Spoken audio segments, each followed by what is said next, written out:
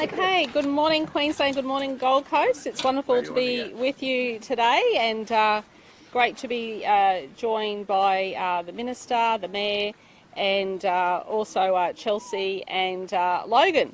And today it's our great honour to open the brand new National BMX Freestyle track, and I'm told the best in the country, but I'm also told best in the Southern Hemisphere. And you can see the young people out here using it. You can talk to the expert, you can talk to the gold medalist Logan himself, and he can tell you exactly what he thinks of this track.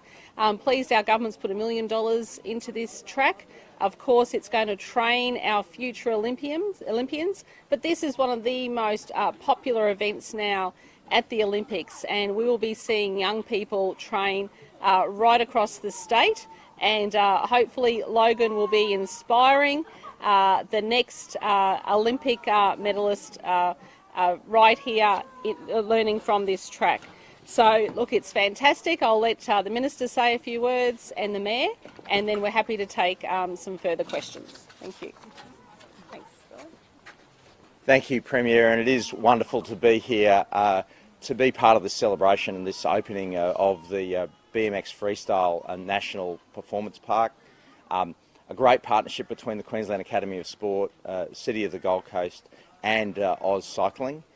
This $1 million investment from QAS to bring this facility to life here will not only open it up for major events, having world-class, world-quality events that can be qualifiers for Olympic Games, but also as that training facility that means that we'll see not only Logan performing at his best at the FIS Montpellier 2022 in just a few days' time, but also that next generation, like the Keegans, like the Codys, will come through the system and provide them with the best opportunity to have the best quality facilities right here as we lead towards seeing more wonderful BMX freestyle medal performances at Paris in 2024, LA in 2028, and of course Brisbane 2032.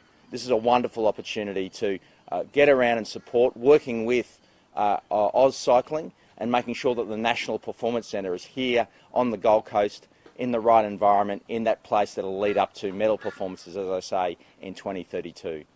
Wonderful to be with the Premier to celebrate this. But it's a commitment, it's a demonstration of our commitment to working with national sporting organisations, with local government, and fundamentally it's all about supporting those athletes that are on that high performance pathway. So happy to answer any questions here today, but Mayor, I'm sure you want to say some words as well. Absolutely. The legacy for sport continues on the Gold Coast. It's a demonstration of continuing working hand in glove with the Palaszczuk government to deliver world-class BMX. And it's always good fun watching Logan and his mates doing tricks that you can only dream about. And it's another one here. As we're standing watching it, I mean, we're sweating already, and we're just watching. They're doing their tricks. So I've got to check with my councillors, but I think we're going to put some shades up there, I think, for you guys. Thank you. Logan, you want to say anything? Yeah, I'm happy to take questions if that's easiest, or yeah.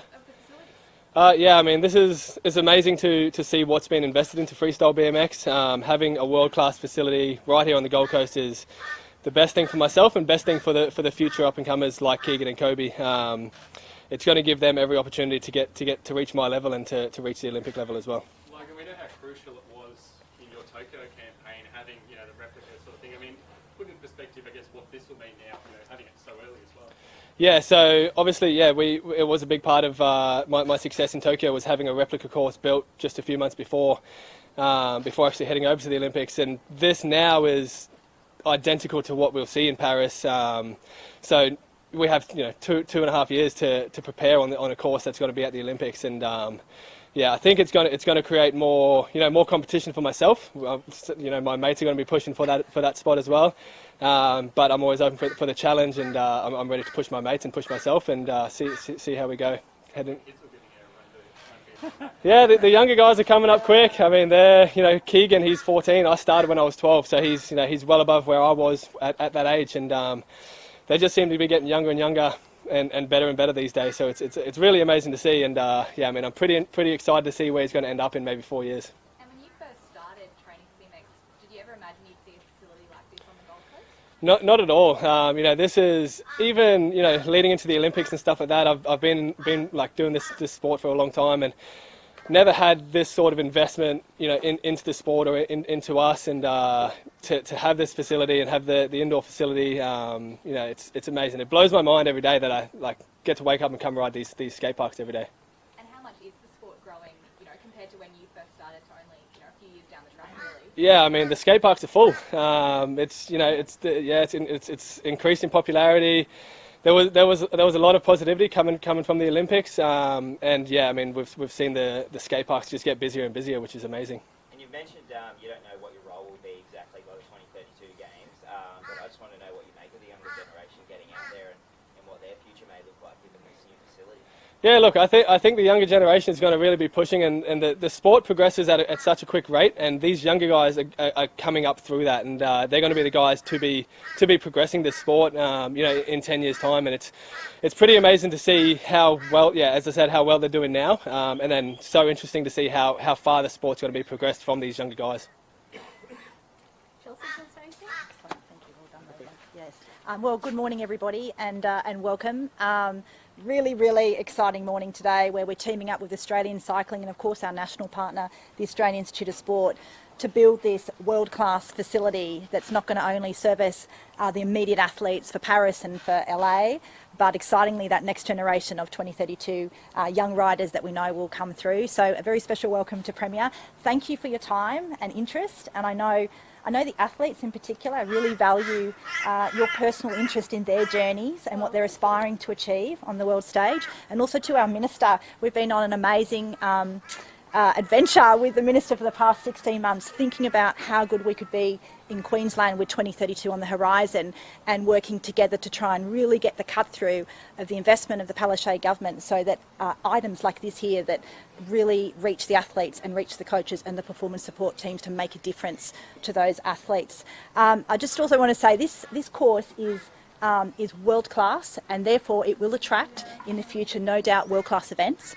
There could be a possibility that we hold one of the World Series events in December, maybe here on the Gold Coast, which would be phenomenal and fantastic. Who knows? It might even be an Olympic qualifier, which would also tactically give an advantage to our athletes as well.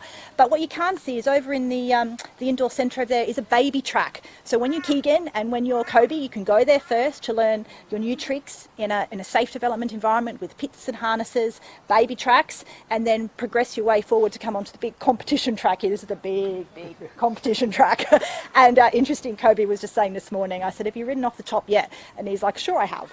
So he has bypassed the indoor track and gone straight to mastery already. So just to say a huge thank you for all of your support. We look forward to going on this journey to 2032 with you, and thank you very much for everybody that's here today. Premier, it could have been popped anywhere in Queensland. What made the Gold Coast the perfect location for this track, do you think?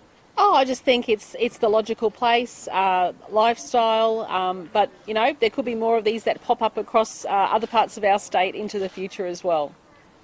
Premier, you travel right around the state and you see people who have lots of different skills from different walks of life. How fulfilling is it for you to see people who have skills like this? I think it's incredible. There's young boys and girls out there who have dreams at the moment, and their dreams can be fulfilled. We're on a talent search at the moment, if you like, right across the state, looking for the talent to train up for the Olympics. So to see how these young people are loving this track, and like Chelsea said, the training facilities over here in a safe environment, and kids out in their skate parks, nearly every weekend. It's our lifestyle is absolutely contributing to the growth in this sport. And Logan, what a fantastic role model for other young boys and girls across the nation and across this state that want to follow in his footsteps. And I understand the track can be shifted slightly as well to That's my understanding. Yeah, it's modular, so it can actually it can actually change around to suit different different obstacles. Yeah.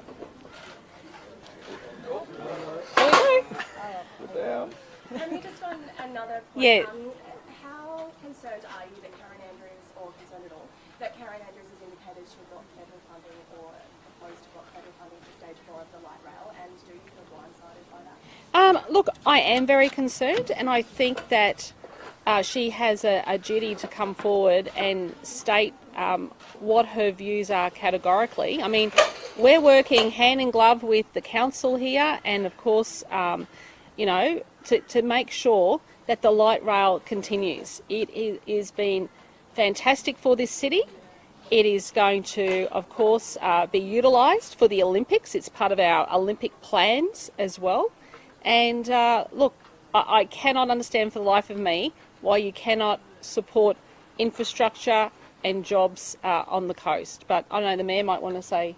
I said a few already this morning. Do you want to add? Do you want to add? Sure.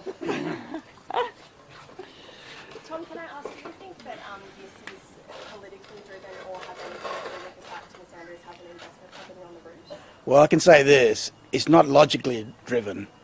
When we did consultation, and there was 5 options, and every tiers of government was consulted. We narrowed down to the preferred route, which was option 5, straight down the highway. And then at the eve of the election, 2-3 days out, Member McPherson goes, "You're not coming down this route." Well, wait a minute. I'm pretty sure you didn't talk to your LNP cabinet, because I know just about all the cabinet members, and not me, just blindsided, or the Premier. I think the members of LNP were blindsided. So that's not a way to treat people on the Gold Coast, because remember, this project is a whole city project, not a McPherson project. So disappointment is not the word I use. It's a lot worse than that. It's historic that this is an Olympic gold class medal for backflip. Thank you. Premier, just back on the light rail for yourself. You know, we're now, I guess, slowly getting on with works for stage 3. Yep. If this continues and no commitments made by the LNP and it keeps getting blocked, I mean, will this affect in terms of delays for stage 4 being built? Well, I know that Anthony Albanese is a big supporter of infrastructure in this state, and I'm absolutely confident that he will back this project. Now I don't know what the situation is with the LNP, and Karen Andrews needs to stand up today and tell the people of the Gold Coast, does she support this vital piece of infrastructure? Very simple, yes or no. But the public deserve an answer, and people are going to be voting on Saturday. And what do you think is motivating this decision and these comments? Well, you'll have to ask her. Any other questions? Just on the health side of things. Yes, we sure. heard reports that last night emergency departments across the southeast are quite overwhelmed. Yeah. I just want to just see if they're coping okay with everything. Yeah, thanks. Look, I have had some reports that some of our hospitals have received an increase in demand. This is driven by a number of factors. First and foremost, we still have people with COVID in our hospitals. We still have people who have a disability in aged care who shouldn't be in our hospitals, that should be moved out, and that's a federal responsibility to do that. But also too, there is a really, there's an influx at the moment too of flu.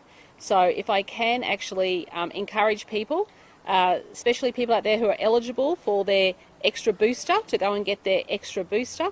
But also too, if you haven't gone and had your flu shot, go and make sure that you go and get your flu shot as quickly as possible. And just on COVID, I don't have the current numbers, but anecdotally, a lot of people on the Gold Coast seem to be struck down with it at the moment.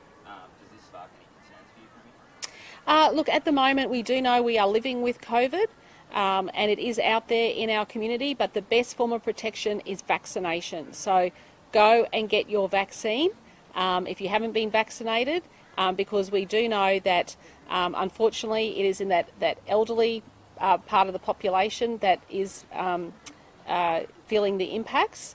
and there have been people who are unvaccinated who have tragically passed away. Okay, thank you. Thanks. Have a nice day. Sweet.